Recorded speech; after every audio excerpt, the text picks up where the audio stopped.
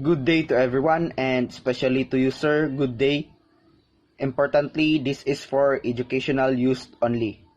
Our group is allowing our instructor, Mr. Roldan Ardines, to use this as an educational material. We, the Group 1, would like to share the topic we're about to discuss, the topic of globalization theories. So, first, I would like to introduce myself. I am Ingen Cadet Las Marias with my co-member, Ingen Cadet Aligway, Ingen Cadet Idon, Ingen Cadet Isgana, Ingen Cadet Estrulanes, Ingen Cadet Sumalinog, Ingen Cadet Tano, and Ingen Cadet Tumada. So here are objectives. First, offer a comprehensive and critical introduction to the concept of globalization. Then the second one is to explain carefully the central themes as driving forces of globalization. Then 2.1 capitalism, 2.2 governance, then 2.3 culture, and 2.4 history. Then the third, present the theory on globalization. So 3.1 theory of liberalism, 3.2 theory of political realism. Third is the theory of Marxism. Then 3.4 theory of constructivism. Then 3.5 theory of postmodernism. Then 3.6 theory of feminism, and the next is theory of transformationalism. Then the last one is the theory of eclecticism. So I'm Ingen Cadet Gibson Sumalinog, and I'll be the one to discuss about the concept of globalization. So before we start, let me ask you some questions. Have you tried listening to the songs in Spotify or YouTube Music? Or did you crave for this? Do you have an account on this? Or have things from foreign brands? If you answer yes, some of the question, you are not alone. In fact, we can observe these trends among many young people in our age. So it just means that we are living in a contemporary world. So what is contemporary world? So simply put, that contemporary world is the modern world, or the world, or the present world that we are living today.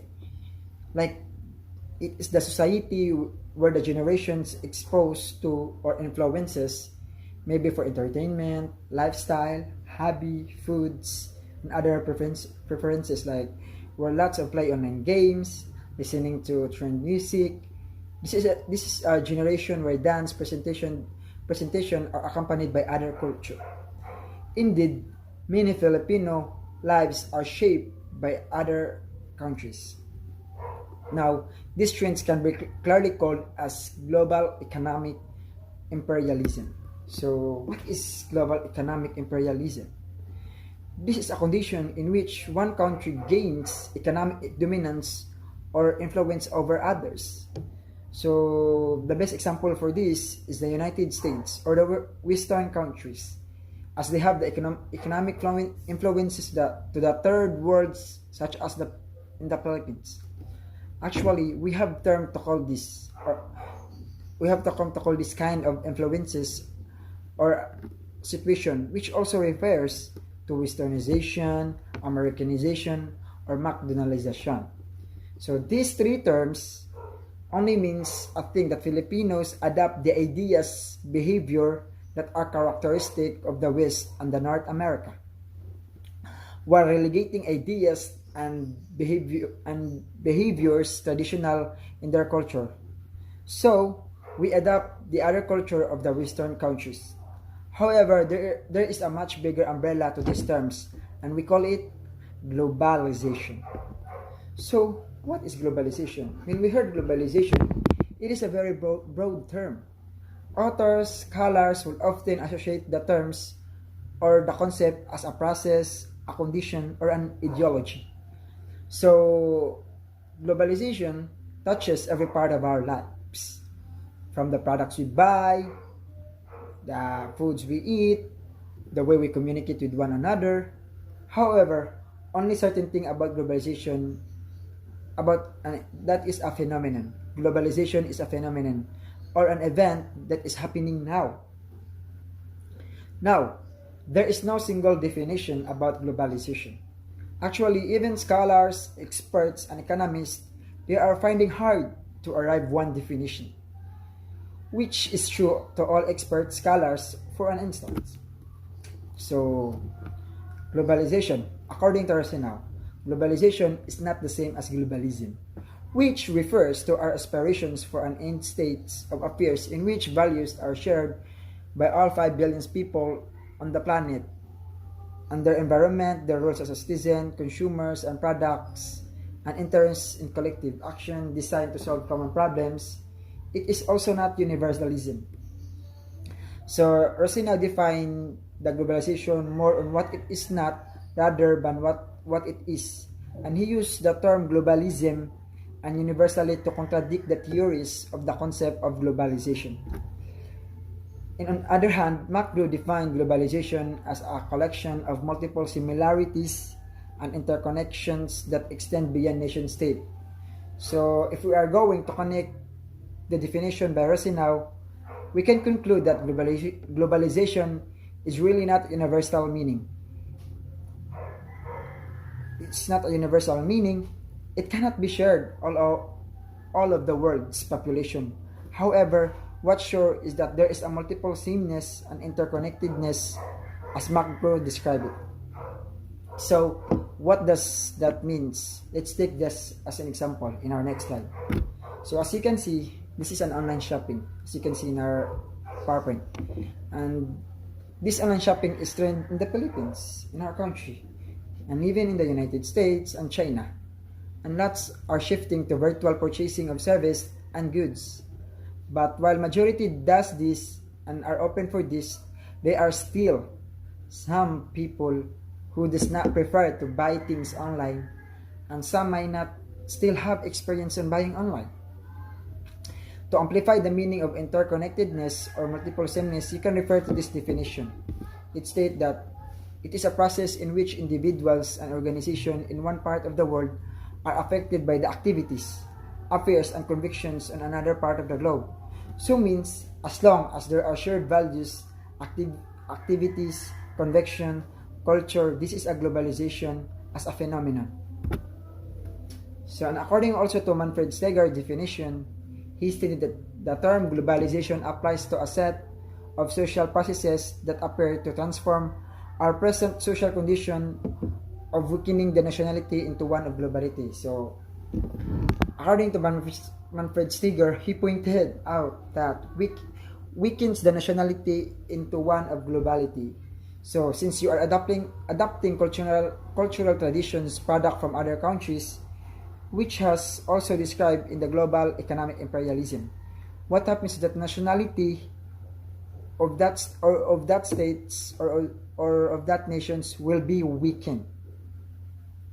For example, before we used to play in our young age like patintero, tumbang preso, and everything. But nowadays, children or youngsters are more exposed to a Western type of games like the online games or even the sports.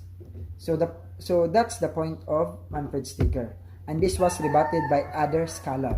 So in our next slide, these are the other scholars' definition of globalization. So globalization is a multidimensional group of social procedure that build, accelerate, elaborate, and intense worldwide interaction while at the same time nurturing in the people, increasing consciousness, and deepening linkages between local and far off. So other scholars argue that actually in actual globalization increases consciousness of deepening linkages between the local and far off. So if we're gonna compare to the Steger's definition, this is somewhat contradicting to what he said, because for other scholars, linkages between the locality or the nationality will also be strengthened. So that is the definition of their globalization. Now, so again, I'd like to highlight that globalization is a phenomenon. And you might also want to remember these keywords in concerning globalization. So when we say globalization, it is an interconnectedness, commonness, or a share in a cultural, economic, religious, and or political attributes of not just but one more nation states global. So, a while ago, there is a concept terms defining globalization, such as we use the word globality and globalism. So, what is globality? So, when we say globality, a future social condition characterized by peak economic, political, and cultural interconnections, and global flows that makes currently existing political borders and economic barriers irrelevant. So it means that globality is a social condition. So when we say condition, this means that it's affected by something. There is a variable. So that affecting is an event. Now in this case, what affecting globe is affect economic, political, and cultural interconnection, and global flow which makes currently existing and political borders. So economic barriers are relevant. So what we are those that affect the current conditions we are experiencing. We have the multinational and transnational companies such as McDonald's and Jollibee. We also have international trading economics, blocks the United Nations, European Union, and other global or international governments or organizations. Now, about globalism. Now, in the next part is globalism. So, if globalization is a phenomenon and globality is a social condition, now globalism, on the other hand, is an idea or an ideology. It lets the spirit of all this phenomenon and events condition we are facing today. So, when we say globalism is an ideology that represents the core claims of globalization, meaning this is the framework or the backbones of the globalization. And this is the idea that makes it possible for globalization to exist or to happen. And these 5 claims are as follows. So, first, we have the first claim. Globalization is about liberalization and integration. So, it means that liberalization setting fewer government regulation and restriction to allow economic activities in a sense that the government are relaxing to allow more global connection. Example, if we are able to observe on how the current administration dealt with the issues related to China, and in return, they gain diplomatic relationship with the nation. And the second claim is that globalization is inevitable and irreversible. So this is true as events happen so rapidly, and they are influenced by drastic demands. In the global market, we cannot control that event. Even the big companies cannot control that event. Even the international government or the organizational does not have the hold to these events. And for the third claims, nobody is in charge of globalization. So means while many international or organizations, multinational companies play major roles in shaping the society we have today, they are not to take credit for this. So in reality, we all contribute to the globalization. Even those who does not want or welcome globalization, again, we are all players of globalization. And the 4 claims, globalization benefits everyone. So it means aside from global peace, global terror, it also spread worldwide due to globalization. In short, globalization also had a setbacks or disadvantage. However, claims that in the long run, these changes will benefit all, not just the majority. And the 5th claim or the last claim, globalization further the spread of democracy in the world. So when we say the democracy, we're not talking to a party change in the form of government. It says, for instance, the Philippines, we are democratic already, and even in China. And even in China is also a democratic country. But democratic are rather shared beliefs honored by the majority. So that's all. The next reporter will be Aligoy. So, hi everyone, my name is Engine Cadet Aligoy, and now I will explain to you the central themes like capitalism, governance, culture, and history as a driving force of globalization. So first is the importance of capitalism as a driving force of globalization. So, capitalism is an economic system that focuses on a free market to determine the most efficient allocation of resources and sets prices based on supply and demand. Capitalism is defined as a system wherein economic distribution and production are owned by private entities in order to accumulate profit. And capitalism leans towards private ownership as opposed to government ownership. So, the main reason, mga good guys, on how the globalization was formed is tungod sa liberalism in capitalism. So, if we say liberalism, we talk about freedom, and means that the government should not intervene on how the market will move. It should be the free hand of the market that should move so that the market will grow. So, what is the free hand? So, it is about the supply and the demand. The supply, which is the seller, and the demand, which is the buyer. So, if they are in a free market, it should be only an interaction between the buyer and the seller, so that the seller will determine on how the market will move and what will be the prices of the products based on the supply. And because of the spreading of market, the production or the supply will be too much inside a city or a country, it will transcend across borders. That we can sell products to the markets of the other countries, and the market should not be intervened by the government and has freedom to move, so that in that form there will be libertarian aspect. And that's how also the globalization was slowly formed, because of the liberalism in capitalism. So the next is the governance as driving force of globalization. So the goal of global governance is roughly defined is to provide global public goods, particularly peace and security, justice, and mediation systems for conflict, functioning markets, and unified standards for trade and industry.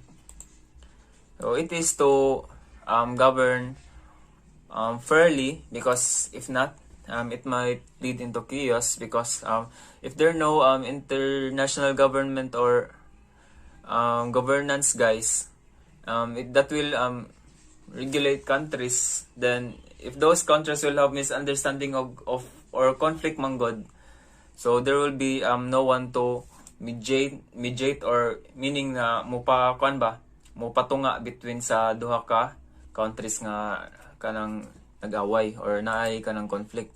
So next is the culture as a driving force of globalization. So globalization of culture contributes to the exchange of cultural values of different countries, the convergence of traditions. So for cultural globalization, characterize convergence of business and consumer culture between the different countries of the world and the growth of international communication. So ang culture manggod is one of the biggest drivers of globalization. Kaya ang people travel to different countries and share their cultural beliefs and practices with other. So through this process, guys, a cultural understanding takes place, which drives globalization. So ang example ani is the migration. So in this sense, this process has been going for several centuries, with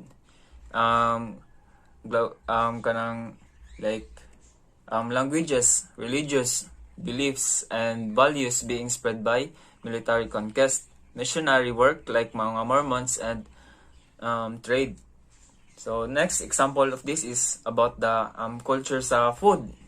So one of the most obvious examples is kanang kani kay ang example kanang food consumption is an important aspect of culture, and most societies around the world have diets that are unique to them.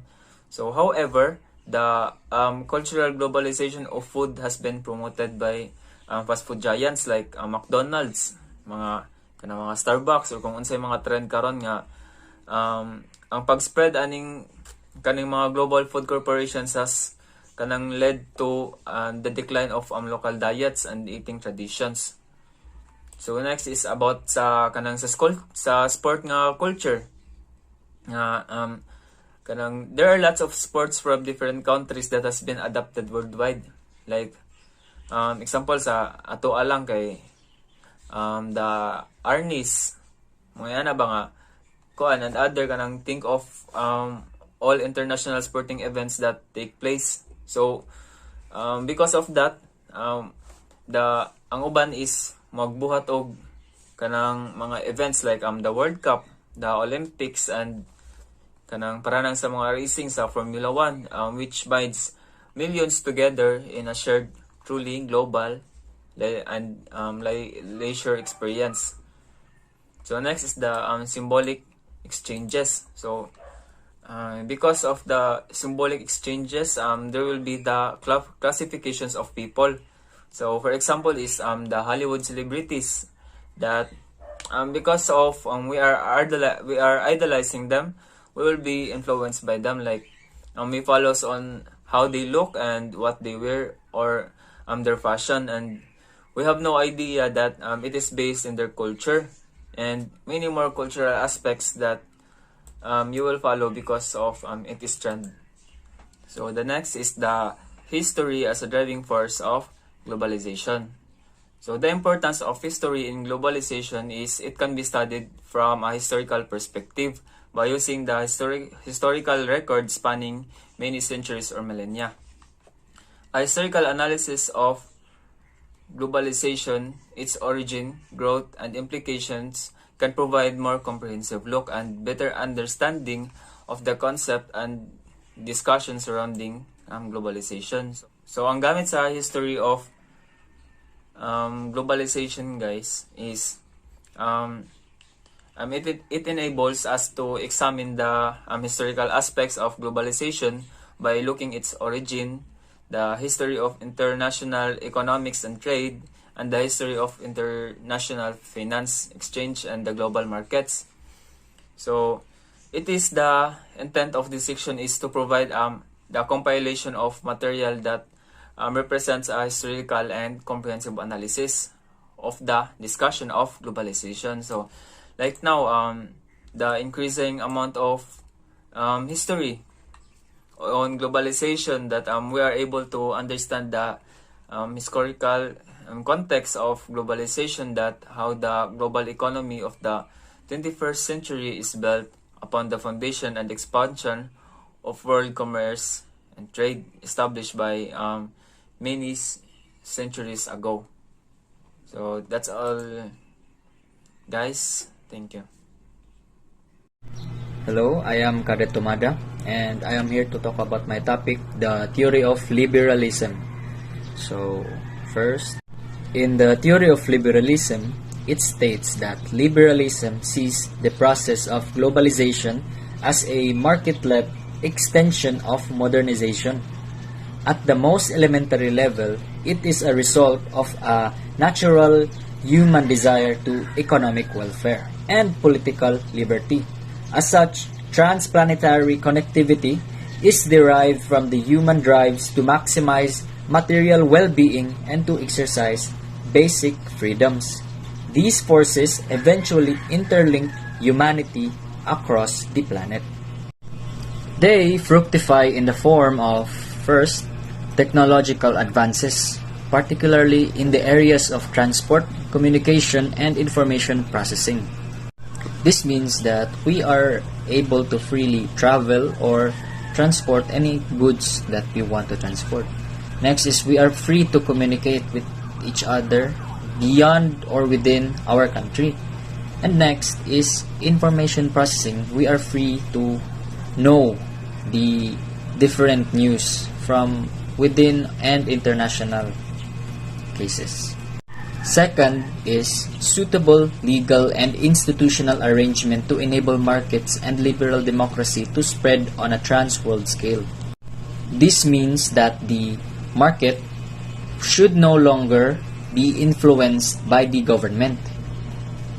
And since the demand and supply, demand is equals the buyer and supply is equals the seller, is not controlled by the government, the product has a chance to go beyond the borders of our countries, which leads to globalization. All this has led to technological standardization, administrative harmonization, translation arrangement between languages, laws of contracts, and guarantees to property right. So because of the globalization, we are able to have a standard in our technology. And also, because of globalization, we are able to harmonize within the administration. Another one is that our local languages, we are able to translate to another language, and if we don't have a translation, we can simply borrow the other languages. The laws of contract, in which it states that in every action there should be a contract in order to uphold the validity of that action.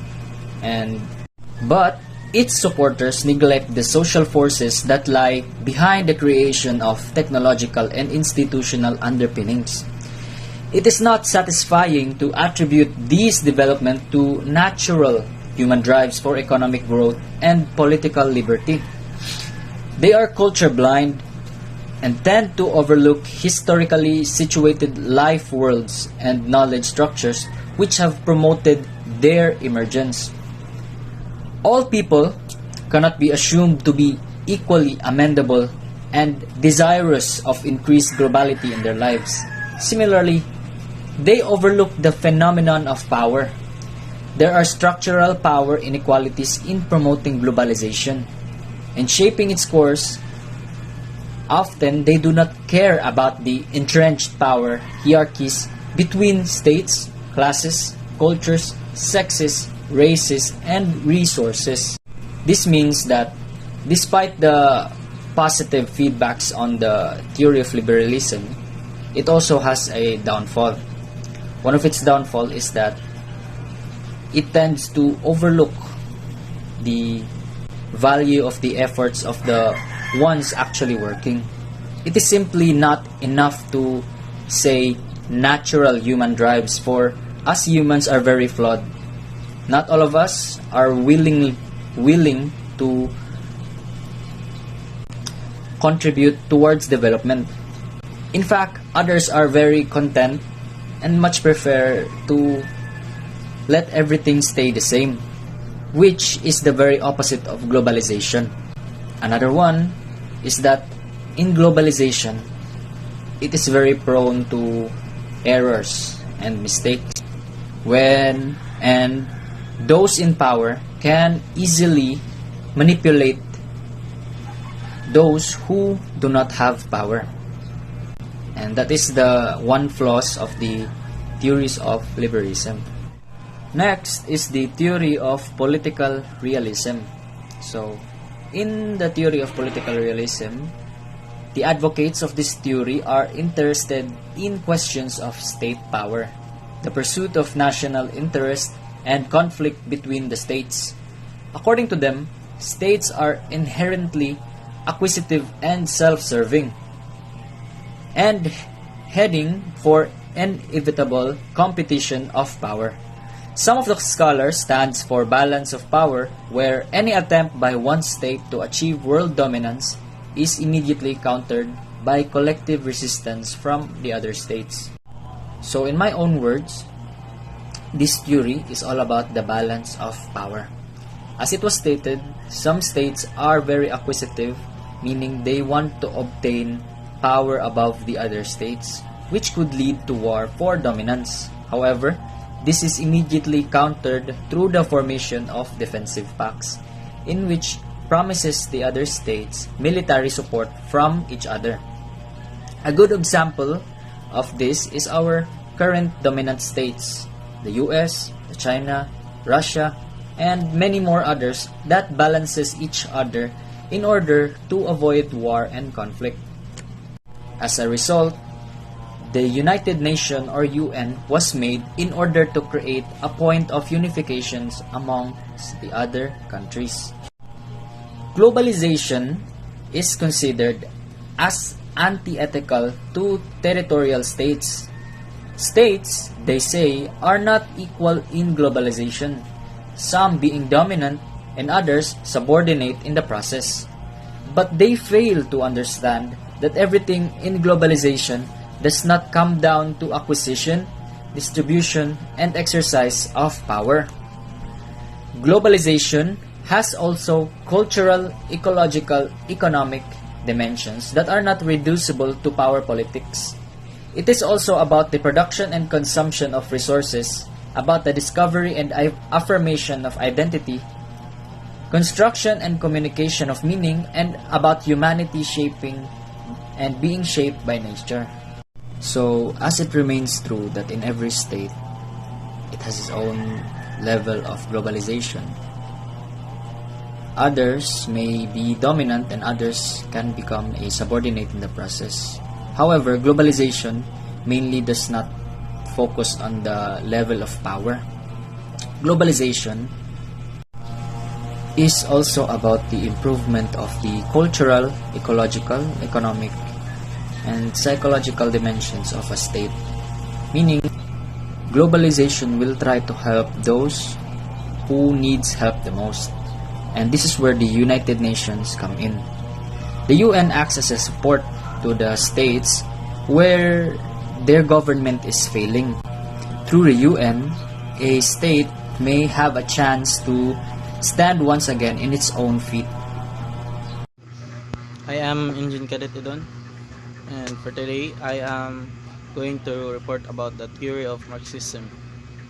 Marxism is principally concerned with modes of production, social exploitation through unjust distribution, and social emancipation through the transcendence of capitalism. Marx himself anticipated the growth of globality, that capital, its nature, drives beyond every spatial barriers to conquer the whole earth for its market. And accordingly to Marxism, globalization happens because trans-world connectively enhance opportunities of profit making and surplus accumulation. Marxism rejects both liberalist and political realist explanations of globalization. It is the outcome of historical specific impulses of capitalism development, and its legal and institutional infrastructures serves the logic of surplus accumulation of a global scale. Liberal talk of freedom and democracy make up the legitimating ideology for exploitative global capitalism class relations. And the neo Marxist in dependency and world system theories examine capitalism accumulation on a global scale on lines of core and peripheral countries.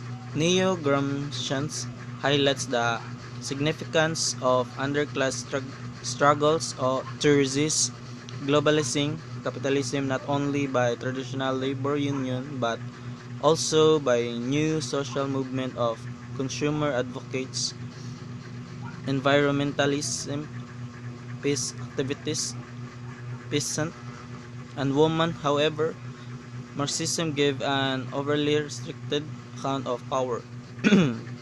And also there are other relation of dominance and subordination which relate to state, culture, gender, race, sex, and more. Presence of US hegemony, the West-centric cultural domination, masculinism, racism, etc. are not reducible to class dynamics within capitalism. Class is key access of power in globalization, but it is not only the only one. It is too simplistic to see globalization solely as a result of drives of surplus accumulation. It also seeks to explore identities and investigate meanings. People develop global weapons and pursue global military campaigns not only for capitalism ends but also due to interstate competition and military culture that predate emergence of capitalism. Additional aspect of social relation also are not outcome of the modes of production. They have like nationalism, their autonomy. So for addition, that the theory of Marxism Marxism is the theory of Karl Marx, which says that society are not the cause of struggle and society should have no classes. So an example of Marxism is kanang replacing the ownership of with a cooperative ownership, and that's all. So good day, I'm Engine Cadet Jerome Historianis. So now I'm going to discuss about the theory of constructivism. Globalization has also arisen because of the way that people have mentality constructed the social world with particular symbols, knowledge, image, and interpretations. It is the result of the particular forms, dynamics of consciousness, patterns of productions and governance are the second order structures that derive from the deeper cultural and socio-psychological forces. Such accounts of globalizations have come from the fields anthropology, humanities, media of studies, and sociology. Constructivists concentrate on the ways that social actors construct their world, both with their own minds and through intersubjective communications with other and conversations, symbolic exchange which lead people to construct ideas of the world, the rules of social interactions, and the way being belonging in that world. Social geography is a mental experience as well as physical fact. They form in or out as well as us, and they group. For example, the Cold War between the USA and USSR. The Cold War existed because USA and USSR did not trust each other, but Cold War could have ended the moment USA and USSR have thought that they are not rivals. And they conceived of themselves as inhabitants of particular global form. National class, religious, and other identities respond in part of material condition but also depends on intersubjective constructions and communication of shared self-understanding. However, when they go too far, they present as a case of social psychological reductionism, ignoring the significance of economic and ecological forces in shaping the mental experience. This theory neglects issues of structural inequalities of power hierarchies in social relations. It has built in a political tendency.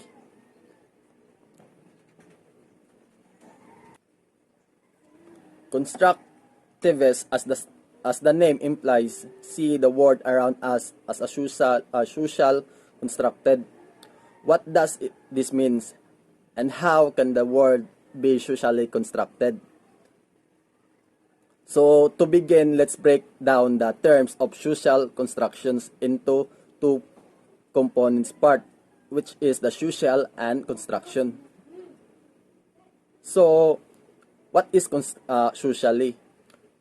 Socially means that the constructivists give the significant weight to the social and intersubjective forces, not just to objective or material forces. The constructivists recognize that material forces matter, but they also believe that it is our subjective understanding of objective conditions matter equally, if not more.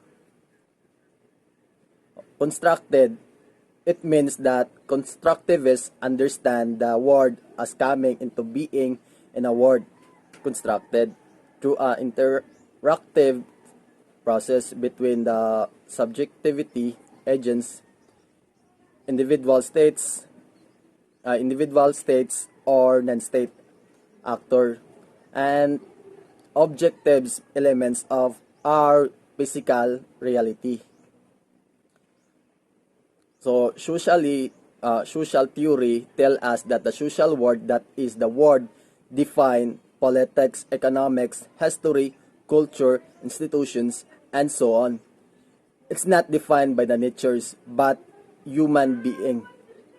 It tells us that as a world defined as human beings, it inherently a world based on human consciousness, of thought and belief, of ideas and concept, of language and discourses, and norms and practices, of perceptions and misperceptions. To continue, I am Engine Cadet Isgana, Theory of Postmodernism. Some other ideational perspectives of globalization highlight the significance of structural power in the constructions of identities, norms, and knowledge.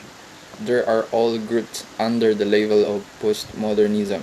There too, as Michel Foucault does strive to understand society in terms of knowledge. Power structures shape knowledge. Certain knowledge structures support certain power of hierarchies. The reigning structures of understanding determine what can make and cannot be known in a given society. Socio-historical context. This dominant structure of knowledge in modern society is rationalism. It puts emphasis on the empirical world, the subordination of nature to human control. Objectivist science and instrumentalist efficiency. Modern rationalism produces a society overwhelmed with economic growth, technological control, bureaucratic organization, and disciplining desires. This mode of knowledge has authorization and expansionary logic that leads to a kind of cultural imperialism, subordinating all others epistemologies. It does not focus on the problem of globalization first. In this way, Western rationalism overalls indigenous cultures and other non-modern life worlds.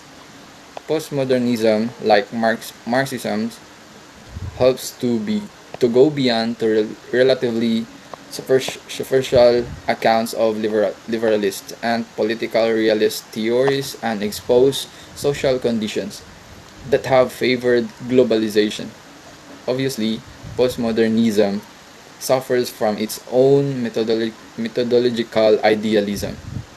All material forces to come under impacts of ideas cannot be reduced to modes of consciousness. For a valid explanation, interconnection between ideational and material forces is not enough. Good day, I am Engine Cadet Kinyar Zaldi Marbet Eitano, and I am about to explain the theory of feminism. So, theory of feminism, it puts emphasis on social construction of masculinity and femininity. All other theories have identified the dynamics behind the rise of transplanetary and supra-territorial connectivity in technology, state, capital, identity, and the likes. Biological sex is held to mold the overall social order and shape significantly the course of history, presently globality. Their main concern lies behind the status of women, particularly their structural subordination to men. Women have tended to be marginalized silenced and violated by global communication. So, feminism theory aims to understand the nature of gender inequality. It examines women's social role, experience, interests, chores, and feminist politics. So, as the word gender inequality talks about discrimination, objectification, especially sexual objectification, oppression, patriarchy, and stereotyping. So feminists believe that both men and women should have the freedom to develop the human interests and talents, even if those interests and talents conflict with the status. For example, if a woman wants to be a mechanic, she should have the right to and opportunity to do so. Also, if a woman wants to work as a seafarer, she can have the right to do or take the job as he wants to be for his dream in the future. That's all. So I am Jen Cadet Las Marias, and this is for the theory of transformationalism. So this theory has been expounded by David Hild and his colleagues. Accordingly, the term globalization reflects increased interconnectedness in political, economic, and cultural matters across the world, creating a shared social space. Given this interconnectedness, globalization may be defined as a process or a set of processes which embodies a transformation in the spatial organization of social relation and transaction, expressed in the transcontinental or interregional flows and networks of activity, interaction, and power. So it says from the transformationalism that it starts from the small connectivity of the small group of persons, then until it expands and grows up. Theory of eclecticism.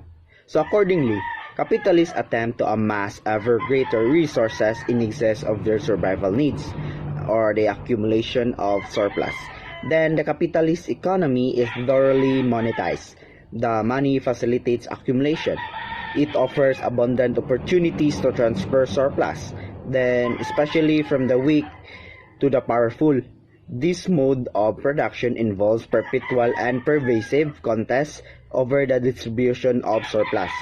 Then such competition occurs both individual firms and etc. and along lines of gender, race, and others.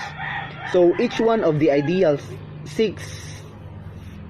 types of social theories of globalization highlights certain forces that contribute to its growth.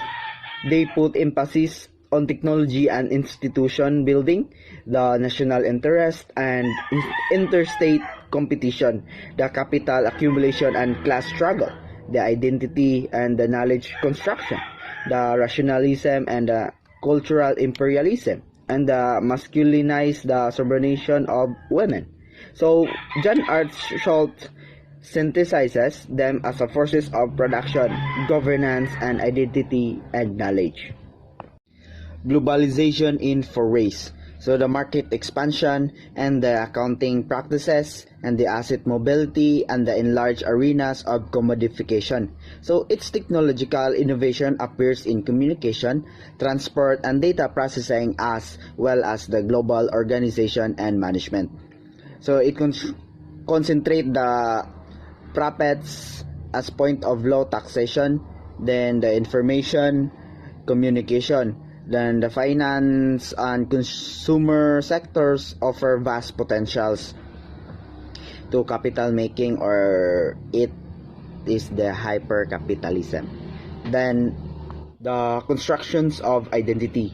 It provides the collective solidarity against oppression, The identity provides frameworks for community, democracy, citizenship, and resistance. And it also leads the nationalism to a greater pluralism and hybridity.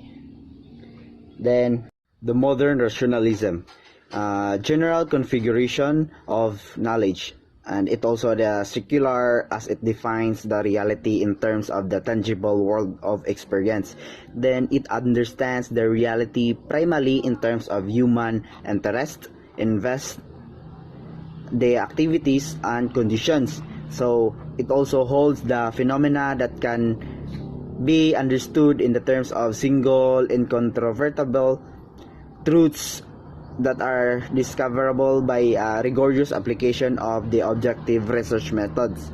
Then the next is the rationalism is instrumentalist. So it is again assigns the greatest value to insights that enable people efficiently to solve immediate problems. It subordinates all other ways of understanding and acting upon the world. So its knowledge could be then applied to harness natural and social forces for human purposes. Then it enables people to conquer disease, hunger, poverty, war, and etc. and maximize the potentials of human life.